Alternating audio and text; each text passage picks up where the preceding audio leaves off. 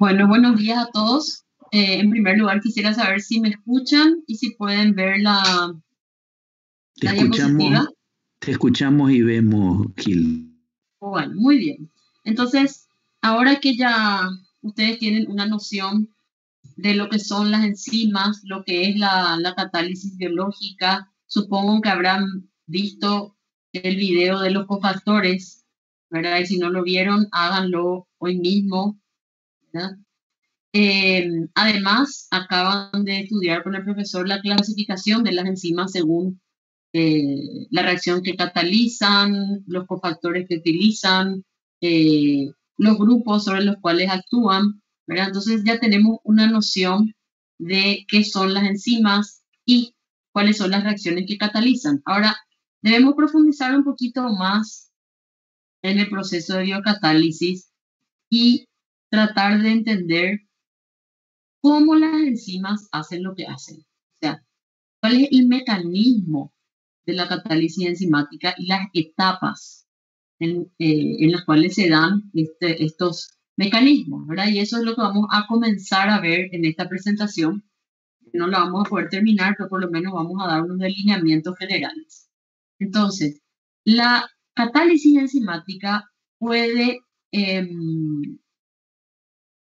artificialmente, ¿verdad? Dividirse en etapas, ¿verdad? Y digo artificialmente porque es una división, digamos, con fines didácticos, ¿verdad?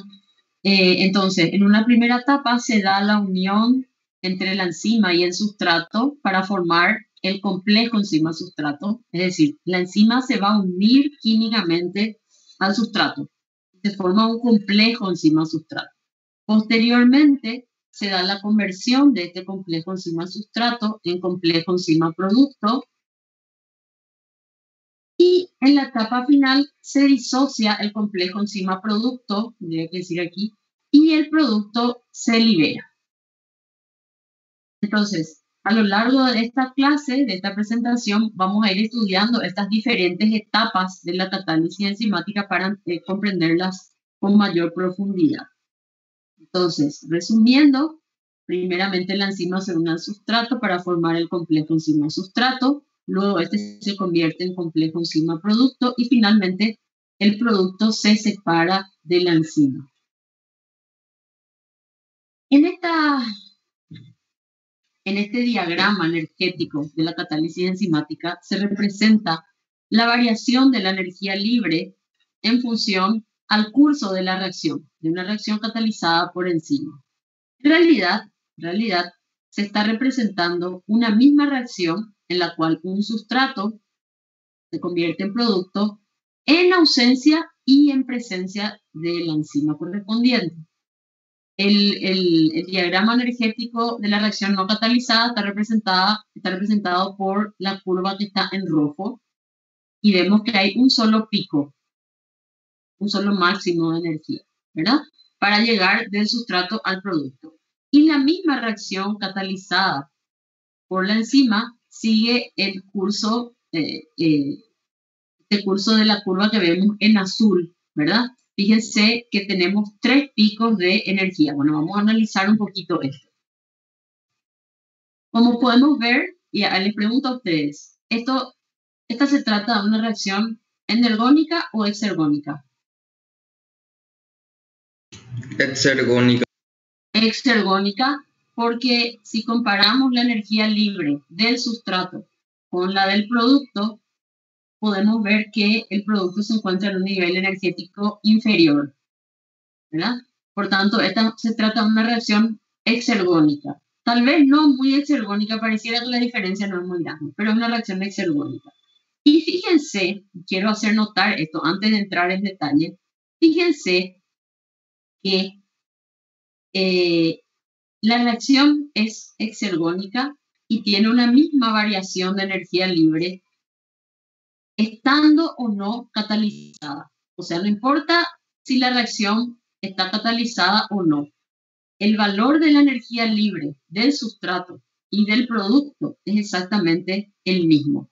Eso es importante porque recuerden que la diferencia de energía libre entre el producto y el sustrato corresponde a la termodinámica de la reacción. la variación de energía libre. Las enzimas no afectan la termodinámica de la reacción, no modifican la delta G, simplemente participan en el camino recorrido para que esa reacción ocurra. Entonces, el camino recorrido puede ser diferente, pero los estados inicial y final son los mismos. Por lo tanto, la variación neta de energía libre es la misma, ¿sí? En la reacción catalizada y no catalizada.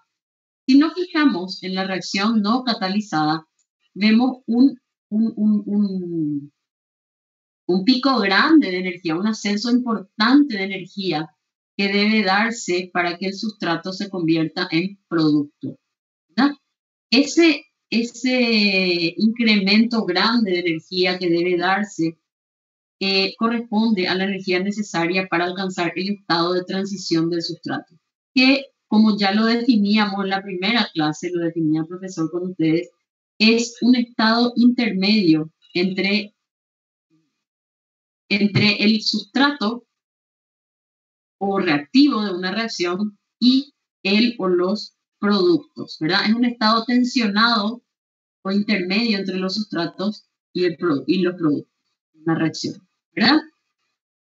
Bien, si nos fijamos ahora en la curva que representa la variación de energía libre del sistema reaccionante, cuando la reacción está catalizada por una enzima, podemos ver que la curva que se observa es mucho más compleja, en primer lugar, porque tiene 3 picos de energía. Pero, a pesar de que es más compleja, tiene 3 etapas en lugar de una sola, vemos que estos picos energéticos son de mucho menor intensidad, ¿sí? O sea, no hay ningún pico que sea tan alto como el de la reacción no catalizada, ¿sí? Entonces, ¿a qué corresponden estos 3 picos? Corresponden a las 3 etapas en las cuales se da una reacción catalizada por enzima. La primera son como 2 reacciones, como 3 reacciones, ¿verdad? Que dan una reacción neta cuando se suman. Entonces, en una primera etapa, la enzima se va a unir al sustrato para formar el complejo enzima-sustrato. Entonces, tenemos aquí un mínimo de energía que nos indica que el complejo enzima-sustrato es más estable que la enzima y el sustrato por separados. Pero, no obstante, hay una pequeña energía de activación que debe alcanzarse para que la enzima pueda unirse al sustrato y formar el complejo, ¿sí? Este primer pico corresponde al estado de transición para alcanzar el complejo enzima-sustrato, para formar el complejo enzima-sustrato. Luego, hay otro pico energético que va del complejo enzima-sustrato al complejo enzima-producto. Representa la energía necesaria para esa segunda etapa, ¿verdad? Que es el estado de transición, o sea, es para alcanzar el estado de transición del complejo enzima-sustrato. Fíjense que el primero es el estado de transición para formar el complejo enzima-sustrato. El segundo es el estado de transición para transformar el sustrato en producto, para pasar del complejo enzima-sustrato a complejo enzima-producto. Este estado de transición es el que correspondería al estado de transición del sustrato, solo que en este caso la curva roja representa el estado de transición del sustrato libre y aquí lo que tenemos es el estado de transición del sustrato pero unido a la enzima. Podemos ver entonces que la energía de activación para alcanzar el estado de transición del sustrato unido a la enzima es muy inferior a la energía de activación necesaria para alcanzar el estado de transición del sustrato no unido a la enzima. O sea, aquí podemos ver muy claramente cuál es la acción de la enzima, o sea, qué es lo que hace la enzima. Disminuye la energía de activación para alcanzar el estado de transición del sustrato. Pero ¿cómo lo hace? Uniéndose a la enzima, estando unido. O sea, la enzima hace esto estando unida al sustrato. ¿Sí? ¿Alguien me puede decir qué representa esta diferencia? No tenemos 2 proyecciones de la curva hacia el eje de las energías libres. Esta es la energía libre del estado de transición del sustrato no unido a la enzima. Y esta es la energía libre del estado de transición del sustrato unido a la enzima. ¿Qué representa entonces esta diferencia? ¿Quién podría decirme? ¿No era la variación de energía de activación? Exactamente, la diferencia de energía de activación entre la reacción catalizada y no catalizada. ¿Verdad? Da una medida de la contribución de la enzima, de cuánto ayuda la enzima a que la reacción se haga más rápida, ¿verdad? Porque al disminuir la energía de activación aumenta la constante de velocidad. Bien. Y tenemos una tercera curva más chiquita que corresponde a la tercera etapa, ¿verdad? Que es la liberación del producto por parte del complejo enzima-producto. Aquí tendría que estar el complejo enzima-producto, ¿verdad? Y esto ya es la enzima y el producto libre. Entonces, este tercer pico corresponde a la energía de activación para la reacción de liberación del producto, separación del complejo enzima-producto. Bien, cuando se empezaron a estudiar las enzimas, es decir, se sabía que existían las enzimas, pero no se comprendía muy bien de qué manera las enzimas podían catalizar las reacciones químicas, ¿verdad? Entonces, varios científicos que estudiaban la catálisis enzimática intentaron explicar el fenómeno de biocatálisis. Y el primer modelo que ayudó bastante a comprender la catálisis enzimática fue el llamado modelo de llave y cerradura, enunciado por Fischer. Este modelo sostenía que la enzima o el sitio de unión, el sitio activo de la enzima, era complementario, era estructuralmente complementario al sustrato, como una llave es a su cerradura. O sea, comparativamente, o comparaba el sustrato a la llave y la enzima o el sitio de unión de la enzima a una cerradura. Y la verdad que es un ejemplo bastante, si bien es un poco simplista, ¿verdad? Hoy en día sabemos que la unión entre la enzima y el sustrato no es así tan simple, ¿verdad? Sin embargo, este modelo resultó muy útil para empezar a entender, sobre todo para entender la unión específica de la enzima a un sustrato, ¿verdad? E incluso hasta hoy en día, este modelo resulta muy útil cuando queremos explicarle la catálisis enzimática o la especificidad de una enzima a alguien que no tiene muchos conocimientos de química, ¿verdad? Si queremos explicarle lo que es una enzima o cómo actúa una enzima a un niño, a un adolescente de secundaria, probablemente usemos el modelo de llave y cerradura para poder explicar, para que ese chico sin mucha formación en química pueda comprender.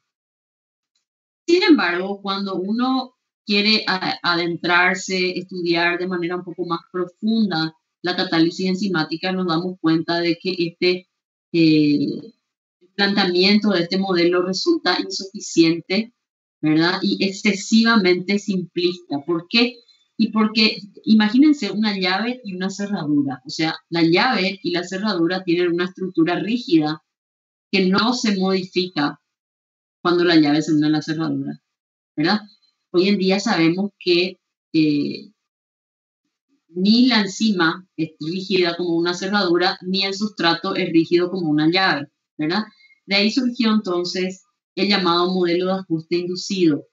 Este modelo sostiene que tanto la enzima como el sustrato sufren cambios conformacionales para poder adecuarse uno al otro. Es decir, el sitio de unión de la enzima, el sitio de unión que está dentro de la enzima, no es perfectamente complementario a la estructura del sustrato, sino que tanto el sustrato como el sitio de unión de la enzima deben modificarse para poder encajar uno con el otro, para poder adecuarse. Si se fijan ustedes, este sería el complejo enzima-sustrato. Fíjense que el sitio de unión de la enzima se modificó y la estructura del sustrato también para poder alcanzar una complementariedad perfecta. Por eso se llama modelo del ajuste inducido. Obviamente, este modelo no responde al de llave y cerradura, es decir, lo supera en el sentido de que implica es como que la enzima y el sustrato deben moldearse el uno al otro para poder lograr un encaje perfecto. posteriormente surgió una modificación de este ajuste inducido que sostiene que en realidad la enzima, más que ser complementaria al sustrato, es complementaria al estado de transición del sustrato. ¿Sí? Entonces, este modelo sostiene que el sitio de unión se ajusta mejor no al sustrato como tal, sino al estado de transición del sustrato, lo cual lo cual implica que la unión de la enzima al sustrato induce a la formación del estado de transición, porque el sitio de unión estabiliza ese estado de transición. Entonces, según el modelo del ajuste inducido, la acción enzimática constituye o depende de una estabilización del estado de transición, según el cual el centro activo enzimático es en realidad complementario no al sustrato o al producto, sino al estado de transición entre ambos. Podemos entender un poco mejor desde el punto de vista energético estos modelos si comparamos en esta figura lo que sería una reacción sin catalizar, en la cual vemos que el estado de transición constituye un estado intermedio entre el sustrato y el producto, pero que es un estado muy tensionado, muy inestable y altamente energético. Entonces, en la reacción no catalizada podemos ver que este pico corresponde a la variación de energía libre entre el sustrato, que está relativamente estable, y su estado de transición, un estado altamente tensionado e inestable. Si entra en acción la enzima, fíjense que estamos hablando de la misma reacción, ¿verdad? Cuando participa la enzima, entonces esta enzima se va a unir al sustrato para formar el complejo enzima-sustrato, ¿verdad? Según este modelo de llave y cerradura, hay una complementariedad perfecta entre la enzima y el sustrato, por tanto el complejo enzima-sustrato va a ser muy estable, va a ser un mínimo energético. Ahora, este diagrama puede mostrarnos la imperfección de este modelo de llave y cerradura para explicar los cambios energéticos que se observan en la catálisis enzimática. Si la unión entre la enzima y el sustrato respondiera a este modelo de llave y cerradura, ¿qué es lo que tendríamos? Un complejo enzima-sustrato muy estable, porque la complementariedad es perfecta, según esta teoría, ¿verdad? Lo cual implica que una vez que el sustrato alcance el estado de transición, ya dejaría de ser complementario al sitio de unión de la enzima. Por tanto, según este modelo, el estado de transición del sustrato tendría una energía muy elevada. No sé si me explico. O sea, lo que sería muy estable es el complejo enzima-sustrato.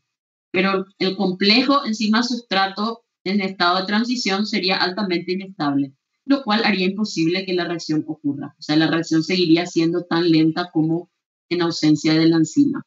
Por eso es que justamente este modelo fue perfeccionado, ¿verdad? Llegando a lo que probablemente es lo más aceptado actualmente, que es el modelo del estado de transición, ¿verdad? Según el cual la enzima se une al sustrato, pero no hay una complementariedad perfecta. Hay unas interacciones débiles entre la enzima y el sustrato, pero cuando este sustrato alcanza su estado de transición, ahí se alcanza la complementariedad perfecta, digamos, ¿verdad? Es decir, según este modelo, el complejo enzima-sustrato en su estado de transición es mucho más estable porque hay mayor complementariedad entre la enzima y el sitio de unión de la enzima y el sustrato, lo cual determina que, fíjense, si comparamos estos dos gráficos, el máximo energético de la correspondiente al estado de transición del sustrato sea mucho menor, según lo que sostiene este modelo, que si siguiéramos el modelo de llave y cerradura, ¿verdad? Por eso este es el modelo más adecuado para explicar la catálisis enzimática como la entendemos hoy en día. Aquí podemos ver en esta imagen cómo cómo se da un cambio conformacional de la enzima cuando se liga al sustrato. Este ejemplo es de la exoquinasa, la enzima que fosforila la glucosa, ¿verdad? Para formar glucosa 6-fosfato. En esta reacción se ve que el OH, uno de los OH de la glucosa, particularmente el OH del carbono 6, lleva a cabo un ataque nucleofílico a un grupo fosforilo del ATP. Esta es una reacción que vamos a ver en muchas, aquí se ilustra la exoquinasa, pero en todas las reacciones de fosforilación se da este mismo mecanismo, así que es interesante que entiendan este mecanismo. Es una reacción de sustitución nucleofílica. En una reacción de sustitución nucleofílica hay un grupo nucleófilo, que en este caso es el OH, que ataca a otro grupo de carácter electrófilo. Electrófilo es una especie carente de electrones. El átomo de fósforo de los grupos fosfatos tiene carácter electrofílico. ¿Por qué? Porque está unido a varios oxígenos. Los oxígenos es como que succionan la densidad electrónica, dejando a este pobre átomo de fósforo desprovisto, o sea, pobre en electrones. Por eso los grupos fosforilo son muy susceptibles a un ataque por parte de un nucleófilo. Y un nucleófilo es una especie rica en electrones. El OH, el oxígeno del OH tiene un par de electrones no compartidos. Por eso puede compartir este par de electrones actuando como nucleófilo. Y cuando este OH ataca al grupo fosforilo, decimos que hay fosforilación de la glucosa. Se forma un grupo éster fosfórico, porque un grupo ácido más un OH forman un éster. Bueno, este es un éster, pero en lugar de ser un éster carboxílico, un éster común, es un éster fosfórico, o un fosfoéster. Bien, esta enzima, fíjense, esta es la enzima no unida al sustrato. Aquí podemos ver, aquí está el sitio de unión, y podemos ver que cuando se une la exosa, ¿verdad?, al sitio de unión en la enzima, entonces hay un cambio conformacional en la enzima, ¿verdad? Que es lo que sostiene el modelo del ajuste inducido. Vamos a extendernos un poquito para tratar de alcanzar lo mismo que vimos con el otro grupo. El sitio activo de la enzima comprende entonces lo que llamamos el sitio de unión, que es la porción que se une al sustrato, y el sitio catalítico, que es el responsable de la catálisis. El sitio de unión incluye o comprende a los grupos R que interaccionan químicamente con el sustrato, ¿verdad? Y a su vez, en este sitio de unión, que lo que hay son, a ver, estamos hablando de una proteína. ¿Qué hay en una proteína? Aminoácidos, no hay otra cosa, salvo el cofactor que está presente en algunos casos, ¿verdad? Pero si hablamos de la proteína, lo único que tenemos son grupos R de los aminoácidos. Y estos grupos R de los aminoácidos conforman el sitio de unión, son los que se unen al sustrato, ¿sí? Este sitio de unión se caracteriza por tener una forma y un tamaño definido, lo cual le confiere la complementariedad o especificidad estérica. Es decir, la forma y el tamaño del sitio de unión son complementarios a la forma y el tamaño del sustrato. Esto es lo que hace que la enzima sea específica, pero es la especificidad espacial, digamos, del espacio, el volumen, el hueco, ¿verdad? La especificidad del hueco de unión. Pero aparte, estos grupos R tienen una cierta polaridad, pueden ser apolares y ser hidrófobos, ¿verdad? O pueden tener o no tener carga, ¿verdad? Entonces, todas estas características de polaridad o de hidrofobicidad o de ser cargados que presentan los grupos R es lo que le confiere a la enzima su especificidad electrónica.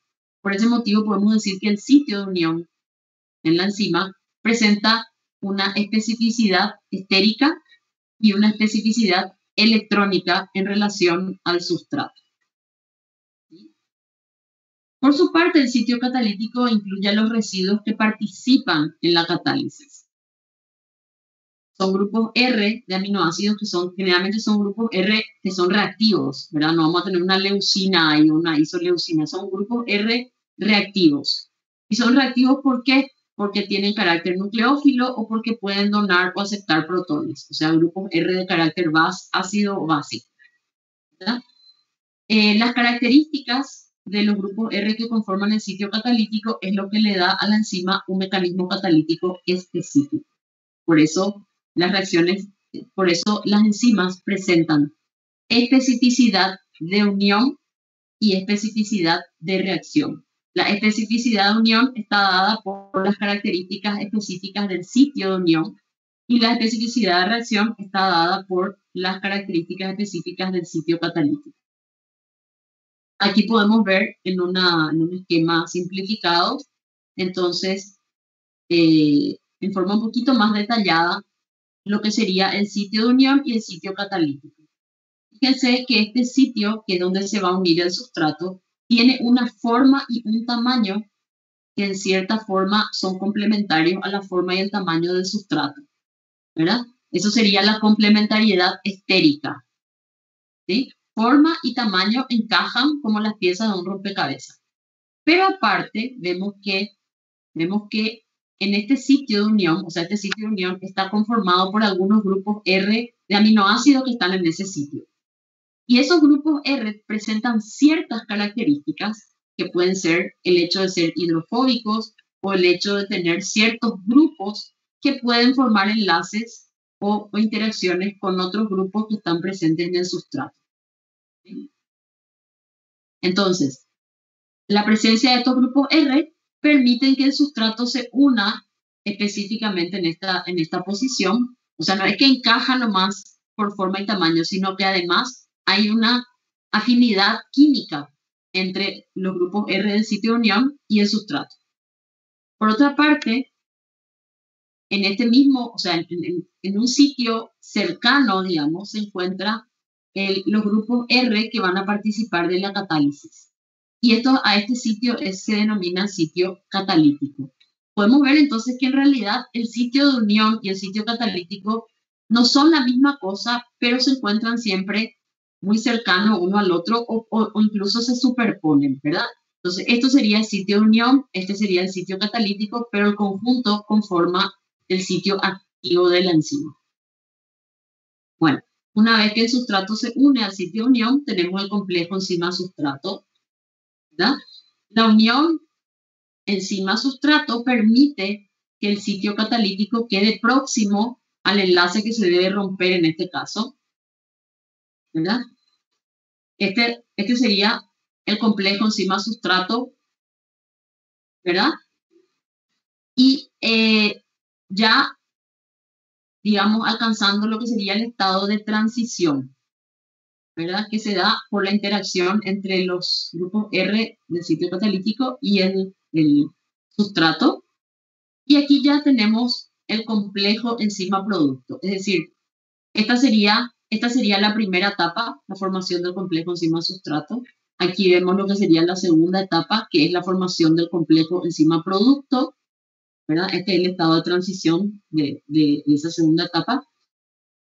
Aquí vemos ya el complejo enzima-producto, es decir, ya se rompió el enlace, ya se formaron los dos productos, pero estos aún siguen unidos a la enzima, ¿verdad? Y esta sería la última etapa, que es ya la liberación de los productos, es decir, la disociación del complejo enzima-producto.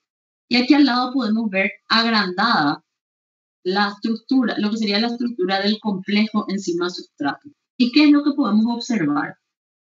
Podemos ver los 4 residuos, que serían A, B, C y D, que le llamamos aminoácidos de fijación, son los grupos R que permiten fijar el sustrato al sitio de unión de la enzima. ¿Y cómo se fija? Fíjense que ahí es la unión química. Vemos grupos amino en el sustrato formando puentes de hidrógeno con grupos hidroxilo en el sitio de unión. Estos son grupos R de la enzima, por eso le llamamos aminoácidos de fijación. Aquí vemos del otro lado otros puentes de hidrógeno entre grupos carbonilo del sustrato y un grupo hidroxilo y un grupo amino de la enzima, ¿verdad? Entonces estos son los aminoácidos de fijación. Entonces hay una complementariedad estérica, que es tamaño y forma complementaria entre el sustrato y el sitio de unión, pero también hay una complementariedad electrónica, que se refiere al hecho de que el sustrato tiene grupos que pueden verse atraídos y establecer interacciones, en este caso de tipo puente de hidrógeno, con el sitio de unión de la enzima. Y también tenemos una interacción química entre el grupo R que va a participar en la catálisis, que es un grupo carboxilato en este caso, y el enlace que se va a romper.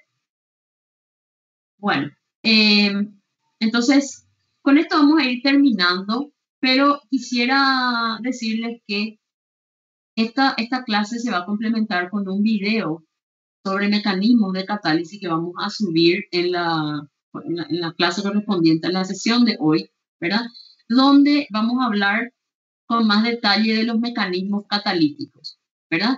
Un poco para introducirles en el tema, ¿verdad? Hay varios mecanismos que intervienen en el proceso de catálisis, que son la catálisis ácido-base, la catálisis covalente, la catálisis por iones metálicos, por interacciones electrostáticas, los efectos de proximidad-orientación y la unión preferente al estado de transición. O sea, todos estos mecanismos contribuyen a la catálisis enzimática y permiten explicar las diferentes reacciones catalizadas por enzima. Estos mecanismos, si bien los vamos a estudiar por separado, en la mayoría de los casos hay más de uno que participan en una reacción específica, ¿verdad? Entonces, les quiero pedir, por favor, y sugerir muy enfáticamente que vean el video que voy a subir. Ya en esta siesta voy a subir el video, entonces, por favor, vean ya el video de mecanismos para poder entender la próxima clase. ¿Estamos? Bueno, si no, no sé si hay alguna duda. ¿Sí? Yo te quería preguntar si pudiste cambiar ese punto que te habíamos reclamado después del parcial. No, todavía. Perdón, hoy voy a hacer eso, no se preocupen. Gracias, voy a hacer eso y se van a enviar los nuevos puntajes. ¿Estamos?